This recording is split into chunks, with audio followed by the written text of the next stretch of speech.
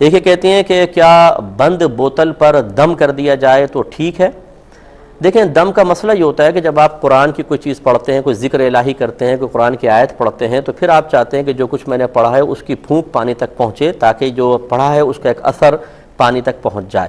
تو اس کے لیے پھر بوتل کھول کے پانی پہ پھونک مارنی چاہیے، جیسے کہ نبی کریم صلی اللہ علیہ وسلم نے بھی دم فرمایا ہے، انسانوں پر بھی دم فرمایا ہے، پانی پر بھی دم فرمایا ہے، صحابہ سے بھی ثابت ہے۔ تو اس لیے اس کو رقیہ کہتے ہیں، مطلب عرب کے اندر، کہ سرکار نے باقاعدہ دم کیا ہے۔ تو اس طرح بوتل کھول کے کرنی چاہیے، لیکن بہرحال شفا دینے والی ذات اللہ کی ہے، اثر دینے والا اللہ تعالیٰ ہے، آپ اور میں نہیں۔ اگر کسی کا یہ ہے نظریہ کہ میں بند بوتل پر بھی پھونک مار دوں گا تو اللہ تبارک و تعالیٰ اثر پیدا کرنے والا ہے، تو وہ پیدا کر دے گا، تو ہو سکتا ہے کہ اللہ تعالیٰ اس کے حسن ظن کے علاج فرما کر وہ اثر اور تاثیر وہاں تک پہنچا دے۔ بوتل کوئی اللہ تعالیٰ کی تصرفات اور قدرت کو روکنے والی تو نہیں ہے، اس لیے یہ صحیح ہے۔ لیکن اکابرین کا جو طریقہ ہے وہ یہی ہے کہ پانی کے اوپر دم کیا گیا ہے، تو بوتل کھول کر دم کی جائے تو بہتر ہے۔ اسی طرح انہوں نے کہا کہ بعض پیر حضرات کو جب کہا جاتا ہے جی مریض ہے کوئی، تو وہ کہتے ہیں کہ اگر مریض آ نہیں سکتا تو اس کی تصویر آپ ہمیں دے دیں، ہم تصویر پہ دم کر دیں گے تو یہ ہو جائے گا۔ یہاں بھی وہی بات ہے کہ شریعت میں تو اس کی کوئی نظیر ایسی موجود نہیں ہے۔ میرے آقا صلی اللہ علیہ وسلم نے یا صحابہ کرام نے یا جو ہمارے اکابرین نے، ان سے جو دم ثابت ہے وہ باقاعدہ جسم کے اوپر دم کرنا ثابت ہے، جیسے کسی پیشانی پہ دم کر دیا، سینے پہ دم کر دیا، یہی صحیح ہے۔ اب وہ اگر کوئی یہ کہتا ہے کہ چلے جی تصویر میرے سامنے آئے تو میں اللہ تعالیٰ پر بھروسہ کر کے، حسن ظن قائم کر کے کہ میں صرف تصویر پہ پھونک ماروں اور اللہ تعالیٰ اس مریض کو شفا دے دے، یہ طریقہ بہرحال اس کے حسن ظن کی لاج اللہ رکھ لے تو کیا کہا جا سکتا ہے۔ لیکن پھر وہی بات میں جو پچھلا لفظ جملہ دہراؤں گا کہ اکابرین کا یہ طریقہ نہیں رہا تھا، اکابرین باقاعدہ انسان کے اوپر دم کیا کرتے تھے۔ اگر انسان سامنے نہیں ہے تو پانی پہ دم کر کے پانی پہنچا دیں، وہ پی لیں، یا جیسے جائز تعویذات جو ہیں جن میں کوئی کلمہ کفر یا شرک نہ ہو، اللہ تعالیٰ کے اسماء الہیہ کے ہوں، آیات قرآنیہ کے ہوں، یا ان کے اعداد نکال کر بنائے جائیں، ان تعویذات کو نہ قرآن نے منع کیا ہے نہ حدیث نے منع کیا ہے، یہ باقاعدہ قرآن و حدیث سے ثابت بھی ہیں۔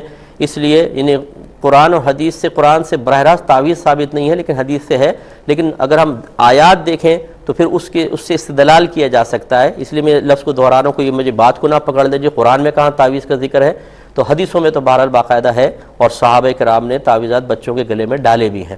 تو اس لیے اس طرح کوئی طریقہ اختیار کریں جو اکابرین کے طریقوں سے مماثل ہو، تو کسی کو اعتراض بھی پیدا نہیں ہوتا اور برکات بہت حاصل ہوتی ہیں۔ یہ کہتے ہیں اگر کوئی اتحیات کے ترجمے سے ناواقف ہو اور وہ السلام علینا اور السلام علیکہ النبی کو آگے پیچھے کر دیتا ہے غلطی سے بیچارہ، تو کیا اس پہ سردہ صاحب ہے یا نہیں؟ تو اس پہ سردہ صاحب نہیں، اگر آگے پیچھے کر دیتا ہے اتحیات اس کی صحیح ہو جائے گی، لیکن خلاف سنت اور مکروہ ہوگی، نماز کمپلیٹ ہو جائے گی، اس پہ سردہ صاحب لازم نہیں ہے۔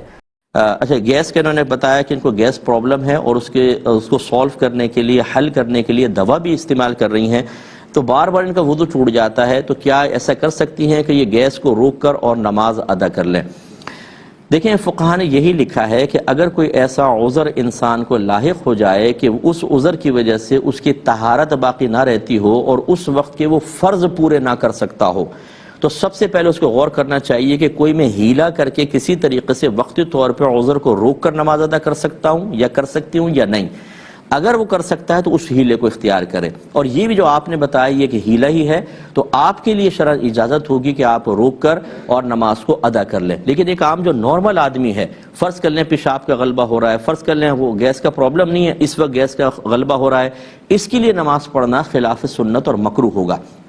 بلکہ اگر پیشاب یا بڑے استنجا کی حاجت ہے اور انسان روک کے نماز پڑھے تو اس کو مکروہ تحریمی لکھا ہے، کیونکہ نبی کریم صلی اللہ علیہ وسلم نے منع فرمایا کہ اخبثین کے وقت نماز نہ پڑھیں، یعنی یہ دو چیزوں کے بارے میں سرکار کا اشارہ ہے کہ پہلے آدمی فارغ ہو، اس کے بعد، حتیٰ کہ اگر جماعت کھڑی ہوئی ہے اور آپ کو پیشاب کا غلبہ ہے، پہلے آپ جا کے پیشاب کریں، وضو کریں، چاہے جماعت نکل جائے، آپ گناہگار نہیں ہوں گے، لیکن پہلے آپ کو ایسا کرنا ہوگا۔ لیکن بہن کے ساتھ عذر ہے، ان کے لیے شرعاً اجازت ہے۔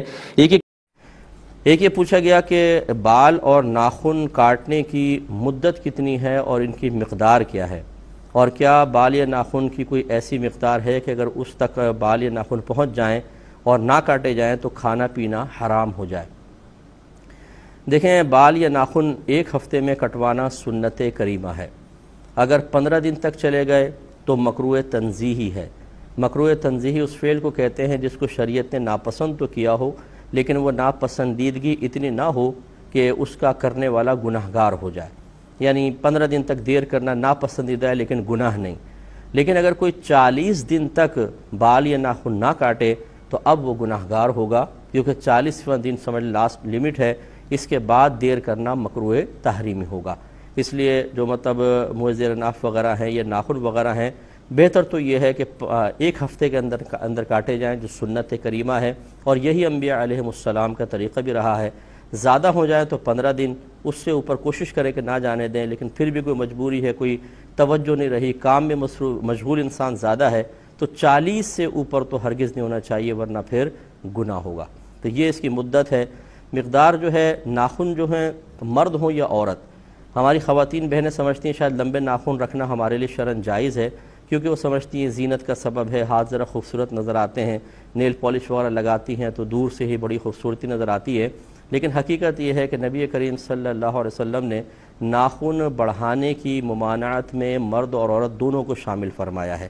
تو اس لیے فرمایا کہ جو لمبے ناخن رکھے گا اس میں شیطان اپنا ٹھکانہ بنا لیتا ہے.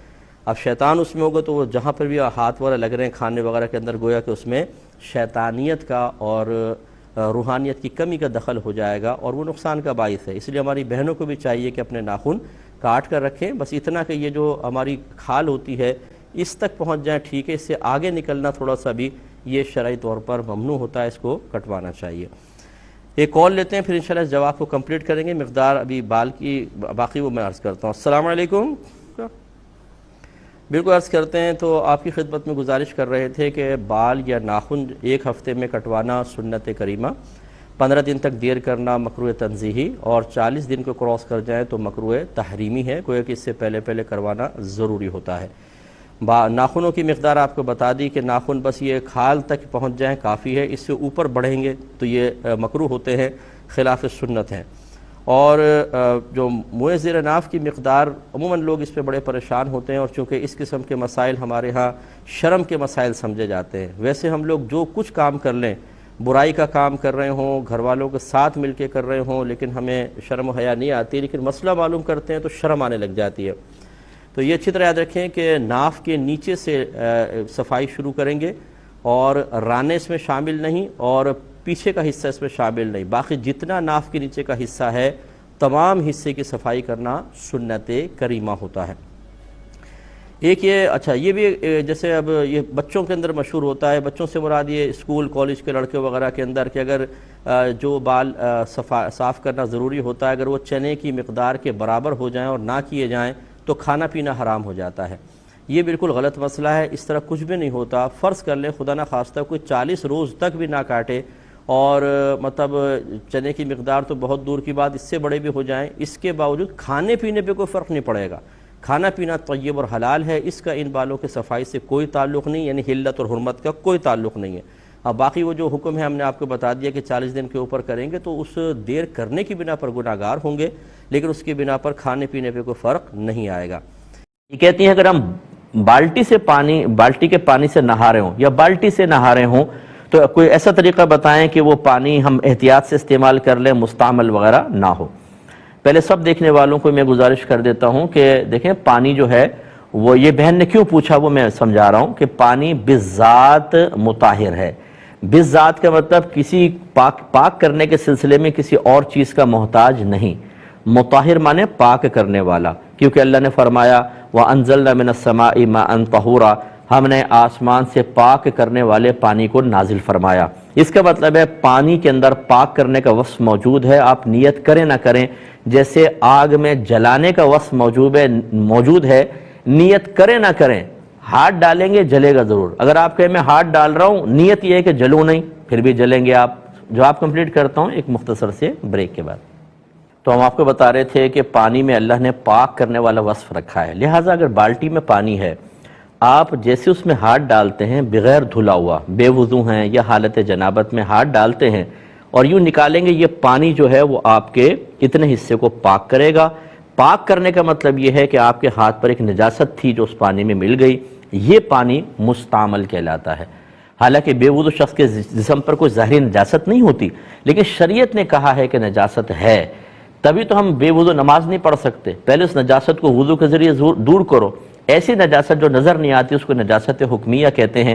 اس کا مطلب اگر بالٹی میں آپ نے ہاتھ ڈال دیا تو اتنے حصے کا وضو ہو گیا یا اتنے حصے کی ناپاکی اتر کے پانی میں مل گئی، یہ مستعمل ہو گیا، اب اس سے آپ وضو یا غسل نہیں کر سکتے۔